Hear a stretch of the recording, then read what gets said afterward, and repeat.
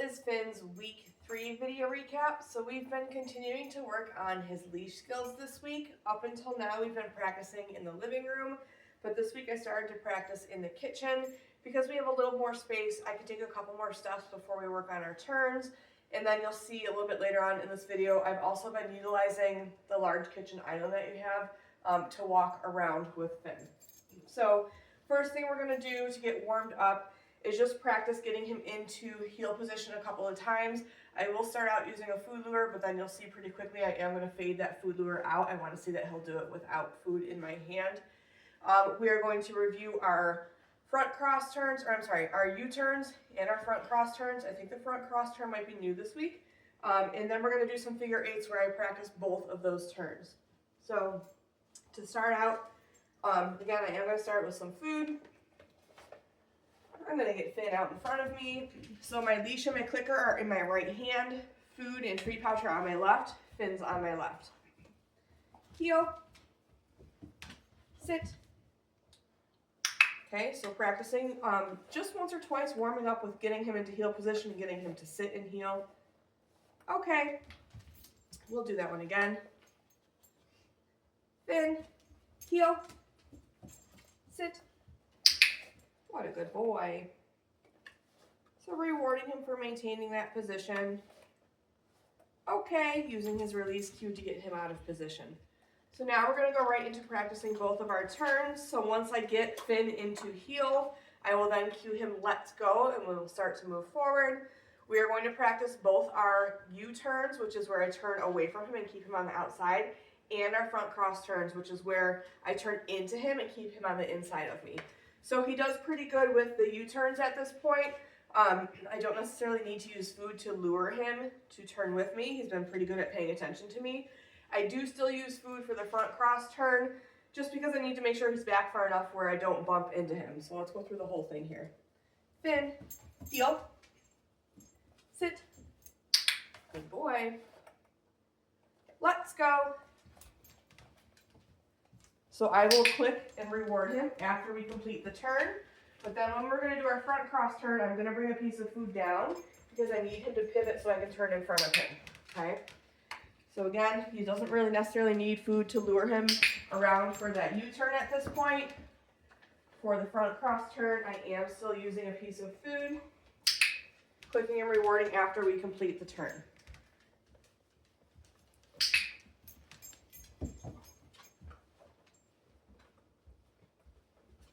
Oh, that one was good, buddy. And again, once you start practicing outside a little bit more and you have a little more space, you can take more than a couple of steps before you start to practice the turn with him. Good boy. Finn, sit. What a smart puppy. Okay, good boy. Okay, we'll do that one more time. I want to see if I can get going a little bit quicker with him. Sometimes when we are kind of going slow while we're moving, he tends to stop and sit, or he doesn't turn with me quite as smoothly. So I'm going to see if we can pick up the pace on this a little bit. Finn, heel. Sit. Good boy. Let's go.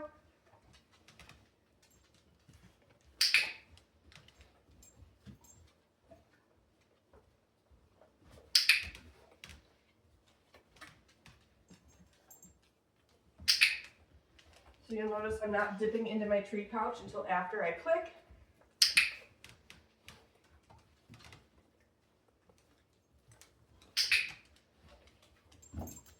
What a good man. Sit. Good boy. Okay, good job, Finn. All right, and then we've also been utilizing this nice kitchen island that you have to work on walking around. So let me move the camera just so that you can see it a little better. That should be good. Okay. So I've been practicing walking around your kitchen island clockwise and counterclockwise with him. Finn, heel, sit.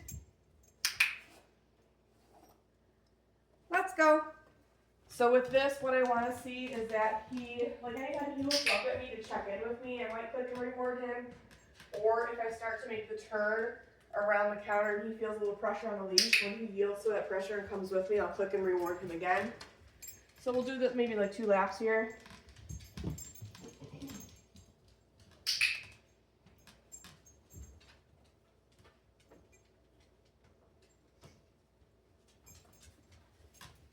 Sit. What a smart puppy. Okay.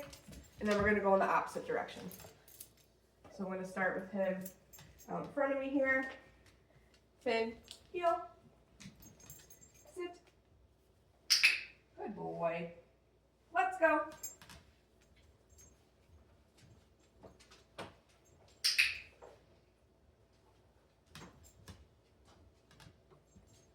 So with going in this direction, because I'm kind of turning a little bit to the left, turning in front of him a little, this is a nice way to practice making sure he's in good heel position. Because if he's too far ahead of me, when I go to make a left turn around the kitchen island, I'm going to bump into him if he's too far ahead. So this is a nice way to check and make sure he's in good heel position. Sit.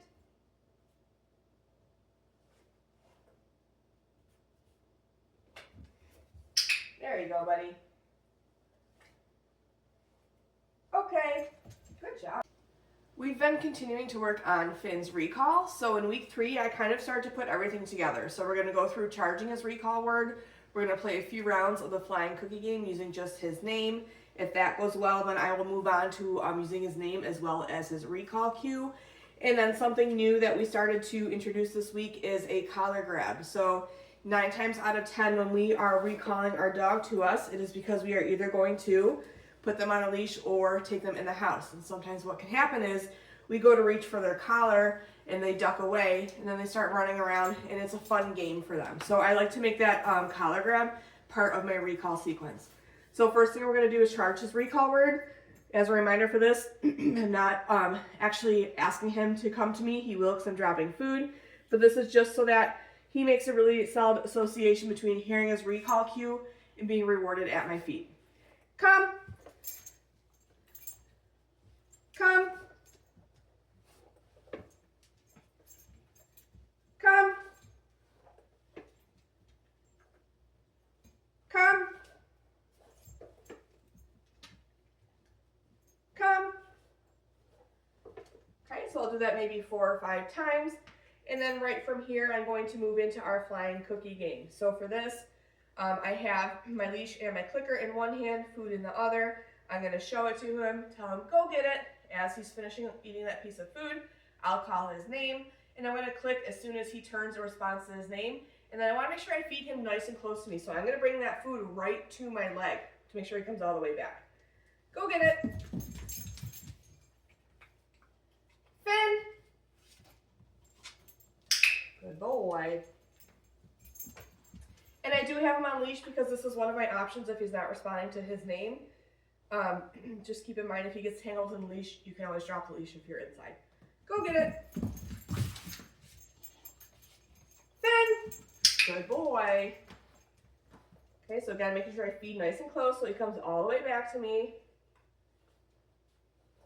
Go get it. Finn. Good boy. Okay, so there's a couple in a row where he's responding really nicely to his name. Now I'm going to move on to using his recall cue. So when I'm using recall cue, I will still say the dog's name first to gauge their response. If they turn in response to their name, I'll go ahead and use their recall cue. If Finn does not respond to his name, I'm just going to go through my troubleshooting options just to get him to respond to his name, and I'm not going to go ahead and use that recall cue. So I can either make some sort of silly noise. He's on leash, I can kind of like reel him in and put some backwards pressure on the leash.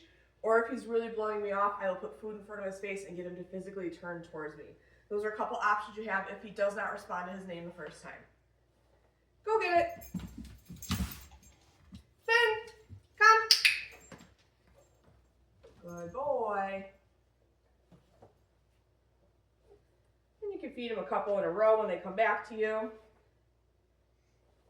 Go get it. Finn, come. Good boy.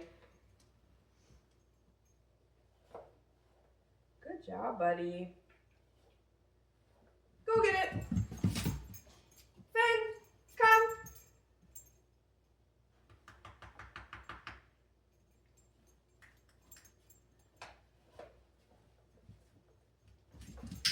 Good boy. I want to try one more. Go get it. Finn. Come.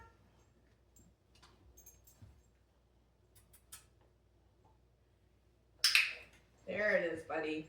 He's more interested in trying to chew on my leash. We'll try one more here. So those last two, I used his recall cue. He looked at me in my direction, but he didn't really come back for his recall cue. So he's going to go back to using just his name for now. Go get it. Finn. Good boy, much better.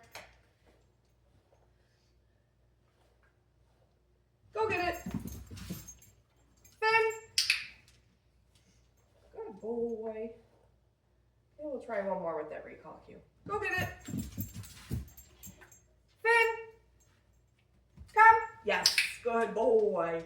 Much better, bud. Okay, so then the last thing that we added to the mix is a collar grab. So when I recall Finn to me, I will feed him a piece of food, but then while he's still near me, I'm going to grab a second piece of food. I'm going to get him licking it first, and then I'm just going to quickly slip my fingers under his collar. Yes, marking it with a verbal yes and giving him the food. The reason I'm not using the clicker for this one is it is so close to his ear that I don't want it to be too loud, okay? Go get it. Finn, come. Okay, so one piece of food for coming back to me. Second piece of food, I'm getting him on the food first. And then just a quick little collar grab. Yes, good boy. Go get it. Finn, come. Good boy. Okay, so one for coming back to me. Second one, reaching for that collar. Yes, good boy. Good job, buddy. Nice work. Okay. We've been continuing to work on Leave It with Finn this week. So our goal for this week was to be able to have an item on the floor and then also work up to something falling off the counter. So we'll start by doing a few reps of leaving something on the floor. When I start doing this, when I put the food on the floor, I do want it by my foot so that if I need to cover it, I can. But I do want to work up to having it on the floor and having it not covered, okay? Leave it.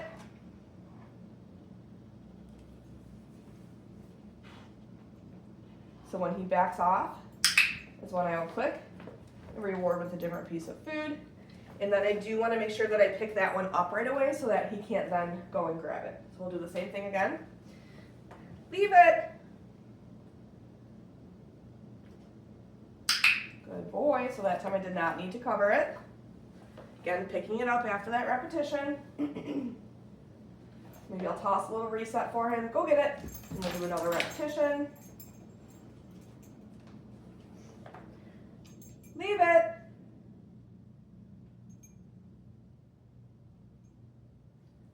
Good boy.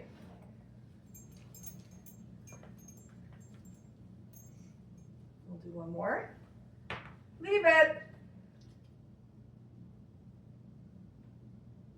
Good boy, Finn.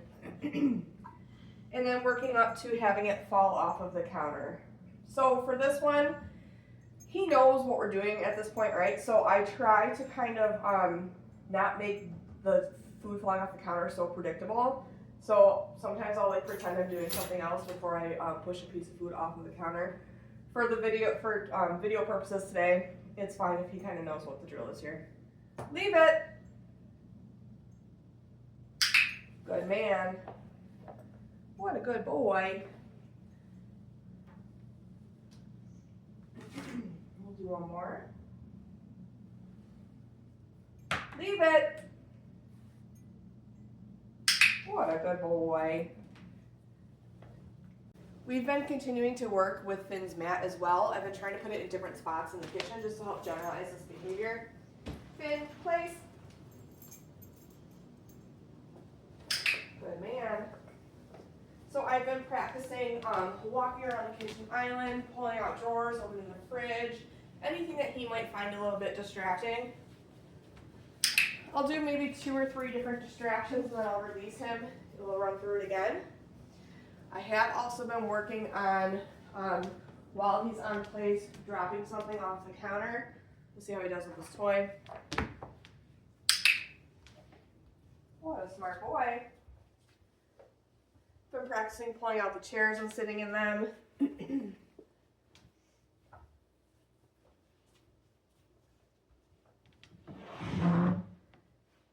Practicing disengaging, meaning I'm not paying attention to him at all. Just for short periods for now. What? You heard your neighbor's dog barking. I still will reward him pretty frequently.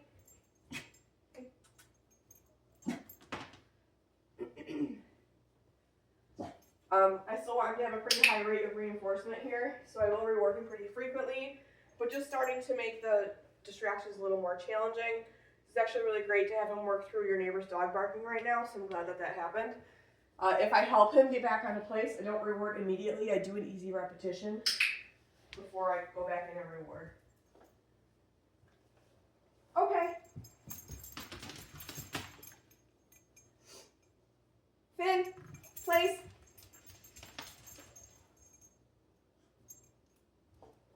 What a smart boy. Good man.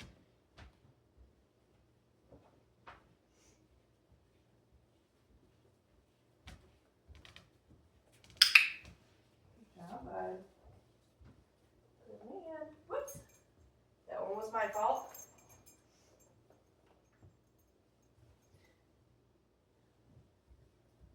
Try sitting down again.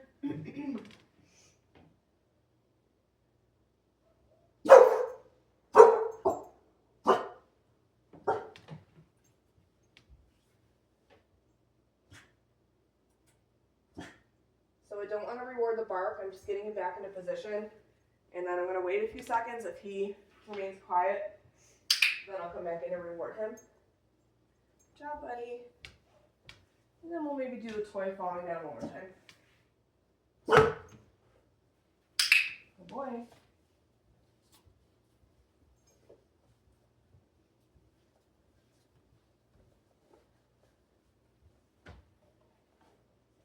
Okay.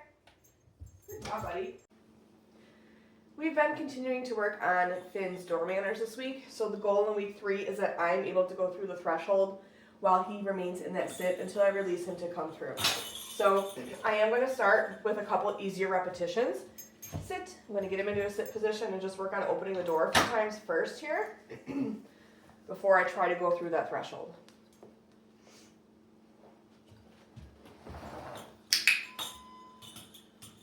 Okay, so marking and rewarding for him maintaining that sit position. Go get it. Tossing a reset. Finn, sit. Wait. Good boy. Okay, this next rep, I'm going to try to step through the threshold. I'm going to toss a reset. Go get it. Finn, sit. Wait.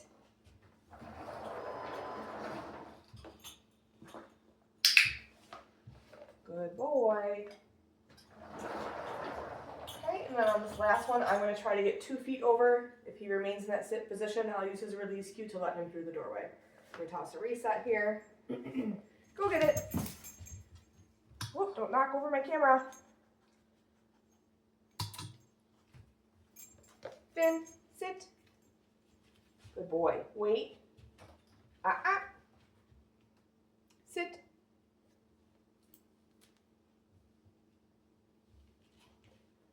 Wait.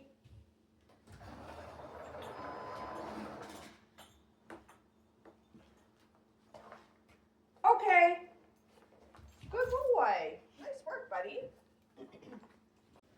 I've been continuing to work with Finn using the nail clippers, so I do find with him that it's easier if I sit on the floor and he's in a down position. I feel like when I'm up on the couch hovering over him, he's a little bit too squirmy. He seems to be a bit more stationary if I do it this way. So I'm going to start out by just getting him on a piece of food first, bringing out the nail clippers, and maybe touching them to each paw. Yes.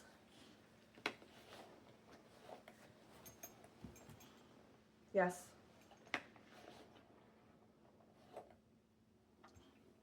Yes.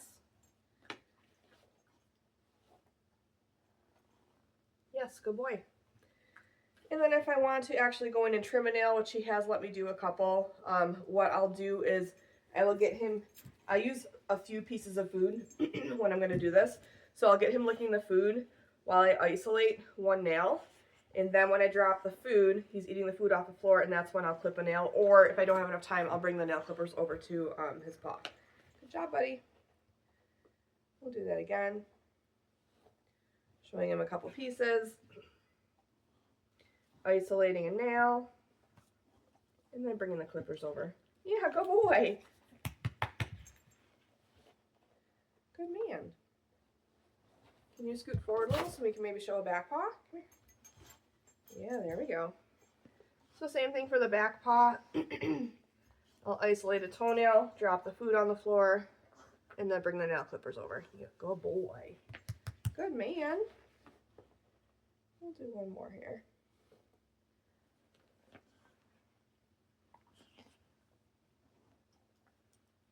Good boy, yes. Good man.